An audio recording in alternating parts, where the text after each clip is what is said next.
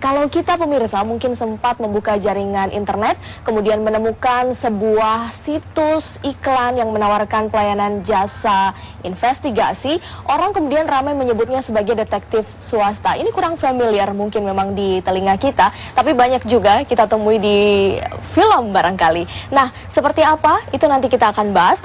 Ya, kalau berbicara terkait detektif swasta pemirsa, ini merupakan sebuah profesi yang tidak mudah tentunya dan cukup beresiko karena banyak sekali yang harus diinvestigasi, yang harus diketahui data dan informasinya. Mungkin bisa investigasi terkait pengawasan properti, kasus pencurian, karyawan dan lain sebagainya, bahkan hingga ke area domestik seperti perselingkuhan dan lain sebagainya. Saya pribadi seumur hidup belum pernah bertemu dengan seorang detektif swasta atau private investigator. Tapi saat ini saya punya tamunya di sini, di ruang kita saya punya Mas Rion. Apa kabar? Baik, Mbak Dewi. Apa kabar? Baik ya? Baik. Tetap dengan kacamatanya dan topinya ya? Selalu. Sudah berapa lama nih? Sudah berapa lama menjadi private investigator? Saya baru 15 tahun. Nah, itu baru 15 tahun. Serem banget, udah lama ini. Kita pindah ke ruang sebelah boleh? Oke. 15 tahun menjadi private investigator. Pada awalnya sebenarnya apa sih bidang pendidikan Anda atau dasar pendidikan yang dulu pernah dijalani waktu kuliah? Kan nggak ada nih sebenarnya kan jurusan menjadi detektif swasta atau private investigator. Kalau saya gini, saya dulu basic saya di IT, kebetulan di IT. Saya ambil ilmu IT waktu itu. Kemudian sebagian otodidak, sebagian saya belajar lagi mengenai investigasi, kemudian mengenai digital forensik, kemudian mobile forensik. Saya juga belajar mengenai crime scene investigation, seperti itu.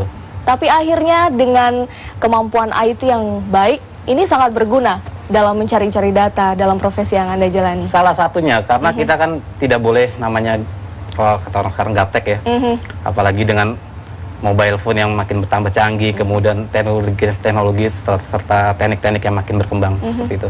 Kalau kasus-kasus yang selama ini dihadapi, paling banyak ini di area apa? Paling banyak personal, walaupun saya pegang juga untuk baik di corporate juga saya pegang, saya juga kebetulan bergerak di business intelligence sama security intelligence juga.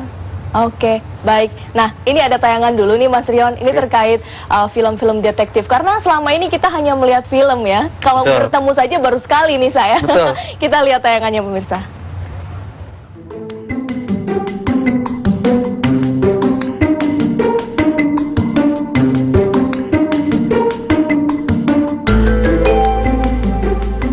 Mantel coklat, topi, pipa cangklong, dan kaca pembesar. Sherlock Holmes. Sosok ini adalah karakter fiksi ciptaan penulis asal Skotlandia, Sir Arthur Conan Doyle. Cerita aslinya ditulis dalam 80 cerita pendek dan 13 novel yang ditulis di abad 19. Bercerita tentang kasus-kasus kriminal bernuansa misteri yang dialami detektif cerdas yang nyentrik bersama rekannya Dr. Watson. Kisahnya sudah banyak diangkat di film dan komik. Film pertamanya diperankan oleh William Gillette pada tahun 1899 dan tahun 2011 lalu Robert Downey Jr. kembali menggebrak Hollywood dengan perannya di film Sherlock Holmes 2, A Game of Shadows. My best disguise. You know my methods. Shall we get to work?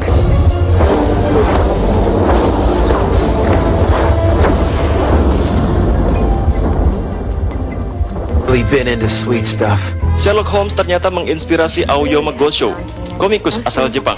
Karyanya Detektif Conan di tahun 1994. Komik ini bercerita tentang Shinichi Kudo, detektif muda yang terjebak di sosoknya yang mengecil akibat terlibat dengan sindikat misterius.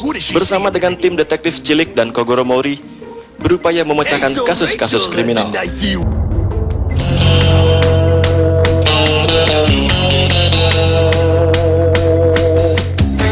City Hunter pernah diadaptasi ke serial anime pada tahun 1987. Penayangannya hingga 140 episode. Selain itu, kisah ini dimainkan ke layar lebar yang diperankan oleh Jackie Chan pada tahun 1992. City Hunter y me dedico a luchar contra el crimen. Soy el detective privado City Hunter. Tengo un ayudante, un buen ayudante.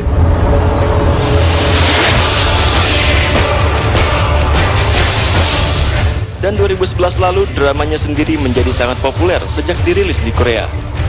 Dalam serial Korea, City Hunter menceritakan upaya-upaya detektif swasta dalam pembalasan dendam terhadap politisi yang pernah menghancurkan keluarga Lee Yong-sun.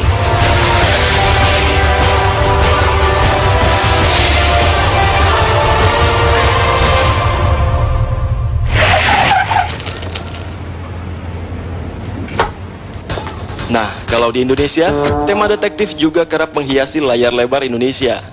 Salah satunya oleh Warkop DKI pada tahun 1987 dengan judul Depan Bisa, Belakang Bisa. Pada episode ini, tim detektif yang diperankan oleh Dono, Kasino, dan Indro berupaya mengungkap kasus hilangnya berlian dari Jepang. Lihat dong uang mukanya, 50%, 400.000 rupiah. Kerjaannya apa, Bos?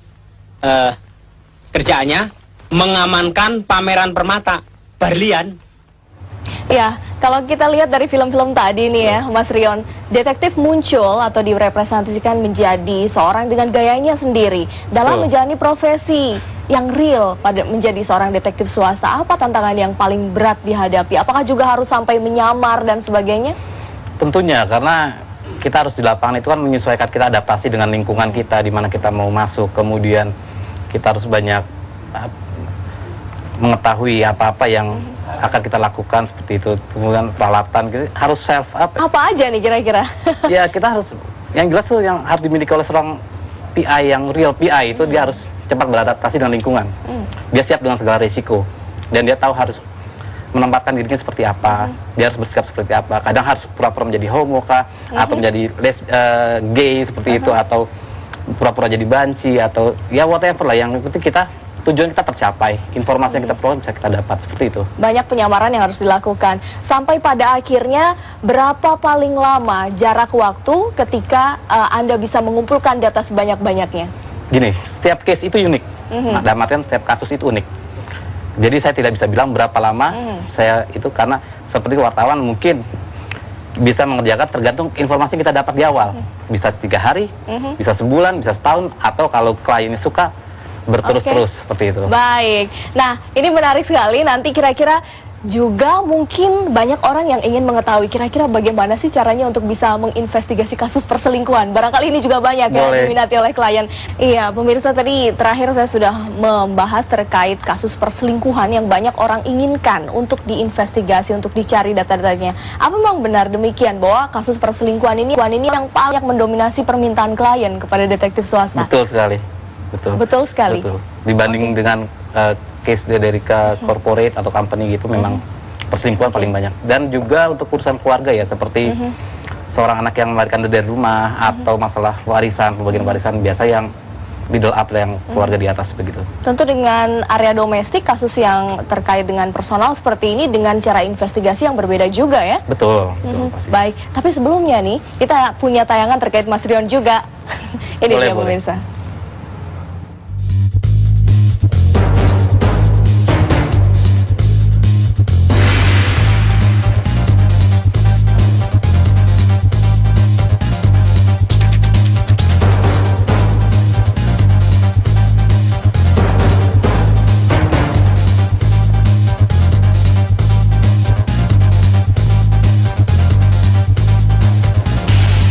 Halo, selamat siang. Dengan Saksi Indra. Bapak, saya perlu jasa investigasi Bapak. Iya, Pak. Karena istri saya sering keluar tanpa sepengetahuan saya. Baik. Jadi Bapak perlu bukti atau ingin tahu sebenarnya kegiatan istri Bapak selama ini apa gitu kan? Terima kasih. Baik.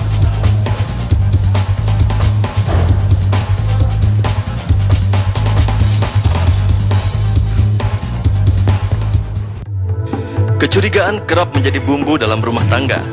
Rian misalnya. Karena kesibukannya di kantor, Rian menggunakan jasa penyelidikan atau detektif swasta untuk memastikan keberadaan pasangannya. Nah, salah satu penyedia layanan ini adalah detektif swasta Si Jerion.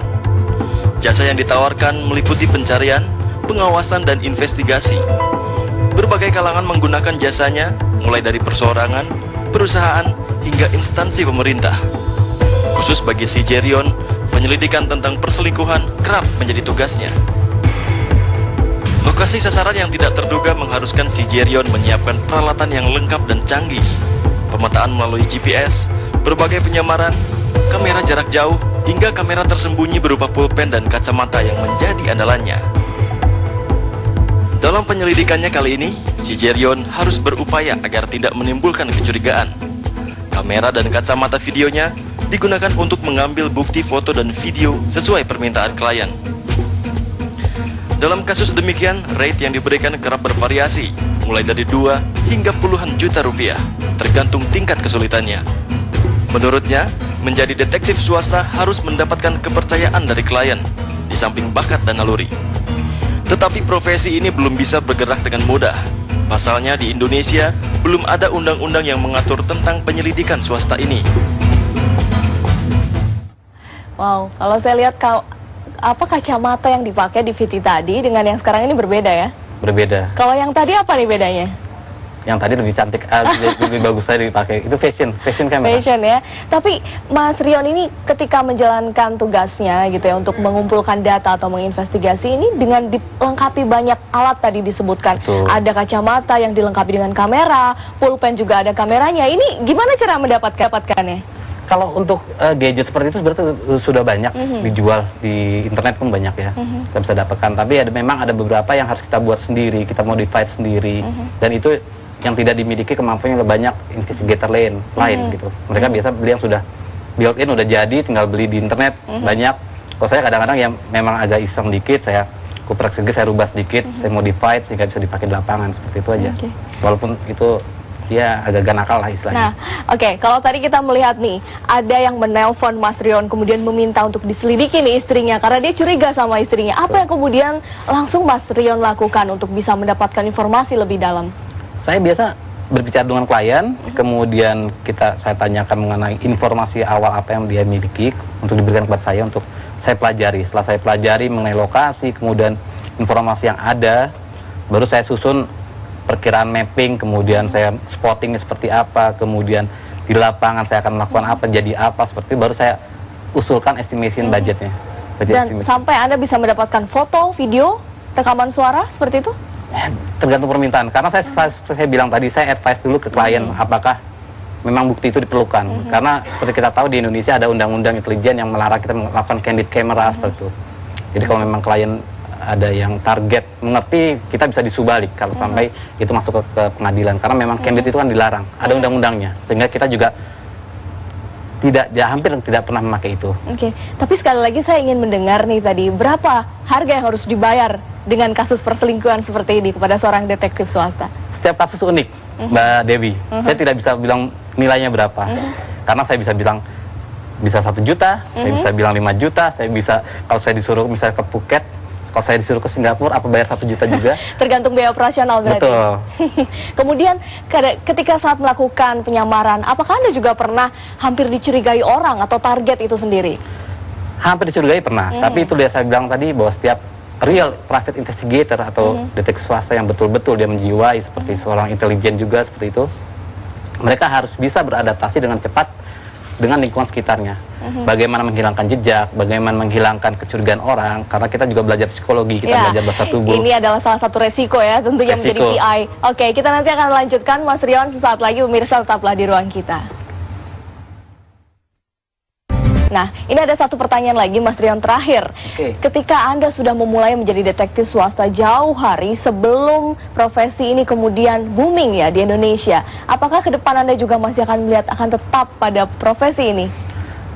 Kalau maunya pensiun, tapi tuntutan hati sama saya anggap ini sebagai hobi ya. It's my life, hidup saya. Dan masih banyak orang-orang di luar sana yang mungkin perlu saya untuk ditolong, perlu advice saya. Seperti sulit untuk berhenti, Mbak Dewi. Baik, terima kasih, sukses kalau gitu dengan profesi Anda yang mungkin tidak banyak orang bisa melakukannya. Terima kasih, sukses atas kehadirannya di ruang kita, terima kasih.